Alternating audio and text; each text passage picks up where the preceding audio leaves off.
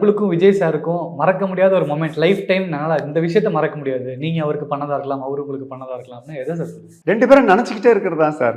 அதுதான் உண்மையா மறக்க முடியாதுன்றது. எந்த சம்பவத்தை சொல்ல முடியும் சொல்லுங்க? குழந்தை இருந்த சம்பவத்துல இருந்து வளர்ற வரைக்கும், அவர் ஃபோக்கஸ் பண்ண வரைக்கும் கூடவே நம்ம வந்துட்டோம். கிட்டத்தட்ட ஒரு சுக்ரன் படம் வரைக்கும் நான் அவரோட டிராவல் பண்ணி வந்துட்டோம். அதுக்கப்புறமா நான் படங்களுக்காக நான் எந்த ஃபோக்கஸும் பண்ணல. நானுன்னு போய் கேட்ட படம் அவர்கிட்ட ஃபோக்கஸ் பண்ண ஒரே படம் துள்ளாத மனம் துள்ளு மட்டும்தான். அதுவும் 25வது வருஷம் செலிப்ரேட் பண்ணாங்க. இப்போ அந்த படத்தோட டைரக்டரோட தான் நான் இப்போ தேசிய ராஜா 2ன்னு சொல்லி ஒரு ப்ராஜெக்ட் திருப்பி பண்ணிட்டு இருக்கேன். அது 26 வருஷம் கழிச்சு அவரோட நான் திருப்பி ஜாயின் பண்ணிட்டு இருக்கேன். இது விஷயமா கூட அவங்க 2 பேரும் போய் விஜய் சாரை பார்த்து பேசும்போது கூட இதை பத்தி அவர் சொல்லல.